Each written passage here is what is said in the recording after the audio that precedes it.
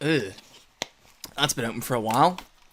So I'm a couple of days late to it, I know, I apologise, but I really wanted to sit down and talk a bit about E3 2021 because it is one of the biggest events for gaming in the year. And while it's been unanimously agreed almost by everyone that there hasn't been a great deal to talk about, which isn't really surprising considering, everything still going on in the world, there were quite a few things that I either enjoyed or was excited to see or wanted to know more information about. So I figured in this video I'd sit back, talk about the 3 key days of press conferences that I attended and watched either on stream or myself personally. For the record, those of you who did watch me on Twitch reacting to some of these conferences, I really appreciate it. It was a really good time. But I thought we'd take it day by day. So we're going to talk about the Koch Media Payday 3 conference. We're going to talk about the Square Enix Presents, Xbox, Bethesda, as well as Ubisoft. But we are going to start off with Payday 3 with Koch Media because it was the big thing that a lot of people on my community were excited for. I was personally quite excited for, and it was also the first thing in E3 2021 that I attended. And that conference was not great. A lot of you know by this point that I'm not a very critical person. I try my best to be optimistic wherever possible and try and find the good in things. It's just the way I am, and I much prefer having that kind of positive mentality. But I've got to admit that it really wasn't the best way to do that conference, in my personal opinion, because there were quite a few games that Koch Media are publishing, or Prime Matter are publishing, whichever one you want to word it, that looked quite interesting. But the problem is when you have every single game announcement followed up by a 15 to 20 minute interview of people just talking about a game that has only just been announced, is very early in production and won't be out for years, especially when all the questions are the exact same for every company, it does kind of take the edge off it a little bit. There were some games I was really interested in that by the end of them I was just kind of sat there going, oh my gosh, please move on, we want to see Payday 3. Because let's face it, most people who were at that conference were waiting for Payday 3 at the end of it. And I haven't had a chance yet to talk about what happened with Payday 3 because there hasn't been an appropriate video to do so. You've seen my reaction hopefully by this point if you haven't to leave it on screen now. But as a lot of you will no doubt know, the E3 press conference of Payday 3 that was teased by Overkill and by Koch Media, etc.,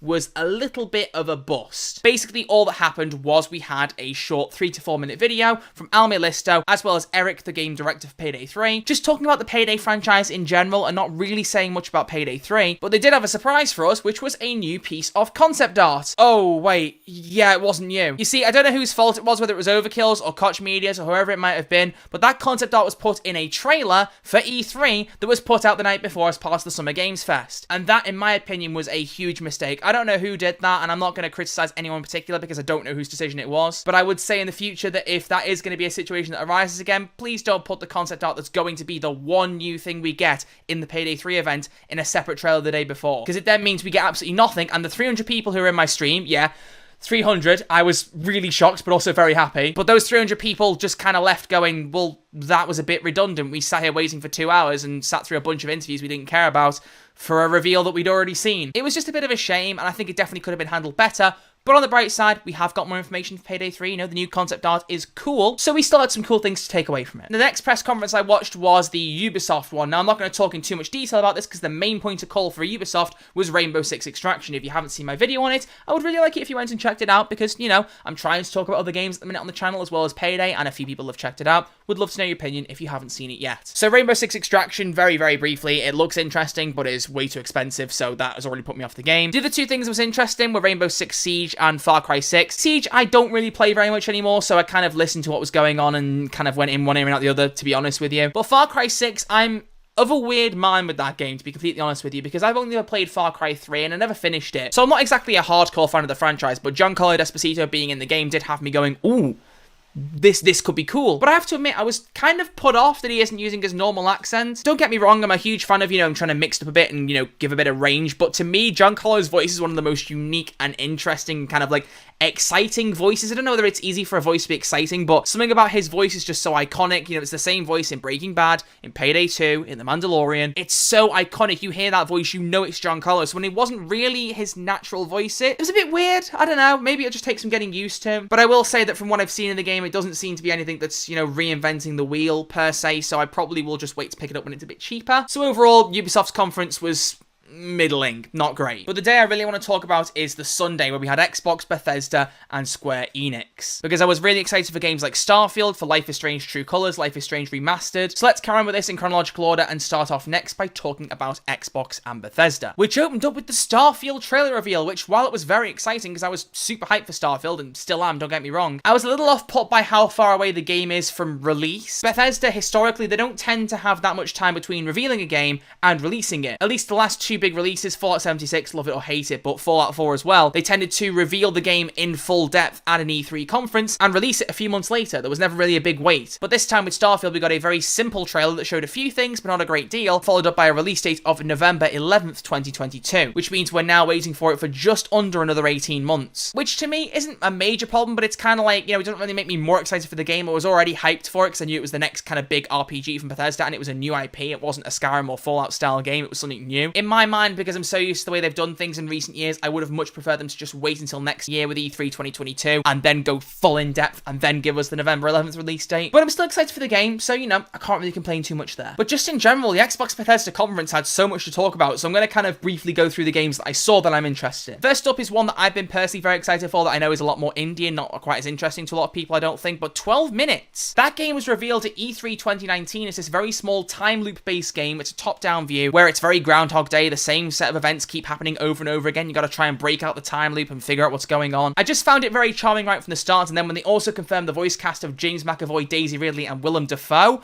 I was in. But they've been constantly giving us rough release dates, not giving us one to go off, but now we have a specific release date nailed in August, I believe it was, and I'm really excited for it. Not to mention, it was confirmed to be coming on Game Pass at day one, which most games were at that conference, which was very cool to see. One in particular being Back 4 Blood. I haven't played the Left 4 Dead franchise at all, and this coming week on Twitch, I will be streaming Left 4 Dead 2 for the first time, so look forward to that if you watch me on Twitch. If you don't follow me on Twitch, twitch.tv/RedArcherLive, go give me a follow. Would really appreciate it. But seeing that that's coming to Game Pass on day one, very exciting. You know, it's supposed to be like the spiritual successor to Left 4 Dead, and you know, Left 4 Dead is such a critically acclaimed series that if Back 4 Blood is anything like that, and I get to play it on Game Pass, I'll be chuffed. I will be chuffed. But a few other things I'd like to talk about. Sea of Thieves did briefly excite me with the Pirates of the Caribbean crossover, until I realised it wasn't Johnny Depp. I'm not really someone that goes much into political kind of things or any kind of debates and stuff, but I'm just personally someone who's not very happy with the way Johnny Depp's been treated recently. So I really thought this was his chance to get back into something, and also my chance to get into Sea of Thieves, because I've never played the game before. But a couple of days after the reveal of the Pirates of the Caribbean crossover, it was confirmed it was a Johnny Depp voice actor impressionist, so I'm good. It's really just torpedoed my excitement for that, to be honest. Halo Infinite as well, just not really a big Halo fan. I think the gameplay looked interesting. The multiplayer I couldn't care less about, but it's going to be on Game Pass, so maybe I'll give it a go and see if maybe Halo's something I've been missing out on. But a few other random ones I want to list off. Outer Worlds 2, haven't played the first game, heard very good things, need to do that. It's installed on my Xbox and just haven't played it. Redfall was a trailer right at the very end of the conference that was about kind of like a co-op vampire hunting game that seemed quite cool, so I'm interested to see where that goes. Microsoft Flight Simulator is a very simple game that probably isn't one I'll be that hooked on, but seeing that come to Game Pass on day one on console will be also quite cool. And Forza Horizon 5. The thing with that game, I'm not a big racing game fan, but the graphics in that game, I don't think I've ever seen graphics as good as in Forza Horizon 5. There were genuinely a couple of gotcha moments in that little breakdown for Forza, which did go on a bit too long, just I think in my opinion, but where they showed these images and said, you know, they were meant to be photorealistic, they'd gone around the world to capture these images to make, you know, an accurate representation of the place they're basing the game in, and then an in-game car would drive past and I would genuinely be caught out thinking it was actually a real-world photo when it wasn't. So with it being on Game Pass, I may well just download that game and play it for a bit, because man, it looks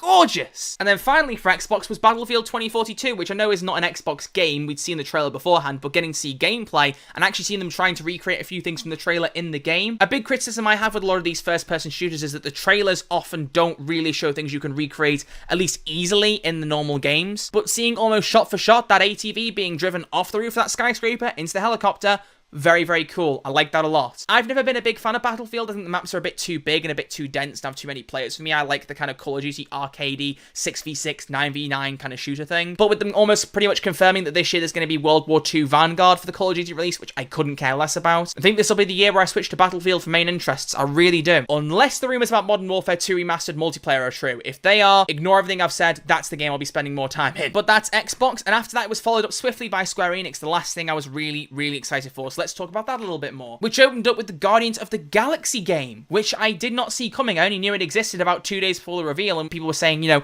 could this be revealed at E3 maybe? And I was like, oh, cool, maybe it could be. But as you'll have seen from my reaction video, if you've watched that, thank you for those of you who checked that out. I do greatly appreciate it. I was very, very caught off guard by that game and really liked the look of it. And while I'm on the topic, I've seen a lot of people criticizing it and thinking it's going to be like the Avengers game because it's from Square Enix. And while I'm not paid to defend them, and I'm not going to defend them unnecessarily, there's just a few bits of misinformation that I think people are spreading around. First off, it's got the same publisher, but not the same development team. Avengers is mainly Crystal Dynamics, whereas Guardians of the Galaxy is Eidos Montreal. Second off, the campaign for Avengers was fantastic, and most people agree on that, so I don't see why the campaign of Guardians would be any different, even if it was from the same team of developers. But 3, most of the issues that Avengers had were either based on or linked to the multiplayer system for the game, be it the progression being very Destiny-based or very multiplayer-based kind of teamwork stuff, and not many people caring about the post-launch support. None of that's in Guardians of the Galaxy. It's a fully single-player solo experience where you play the story and then you're done with the game. So everything that people disliked about Avengers is not even really present in Guardians, so I don't see the problem, really. That's just me. Again, I'm a very optimistic person. The other 2 things I was excited to see information for were the Life is Strange True Colors and Remastered Collection bundles, as well as the Avengers game. Let's get the Avengers game out of the way very quickly. I'm one of those people who has really enjoyed the Avengers game post-launch, but the one problem I've had with the game, and I might talk about this in a separate video at some point, I don't know, I'm not sure whether I can be bothered, but the frequency of updates is just awful. It's just awful. For a game that's trying really hard to bring people back on board, they put months and months in between new characters being added and don't really add a lot of substance in between. Black Panther was first revealed to be added to the game properly in March of 2021, and even in that trailer they said he's coming later this summer. They then did another trailer at E3 in June, 3 months afterwards,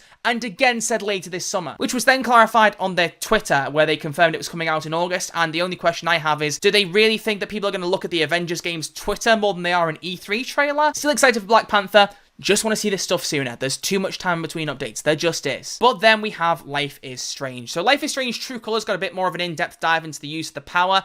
And at this point now, I want to bug out of Life is Strange's information. As a lot of you know, Life is Strange is my favorite game series of all time. I adore Life is Strange and Before the Storm. But with True Colors, I'm already very excited for the game. And I'm at the point now where I know enough to want to go in and just play the game. You know, in the very first reveal trailer, it was shown that Alex's brother dies at the start of the game. And that's the whole point of the game.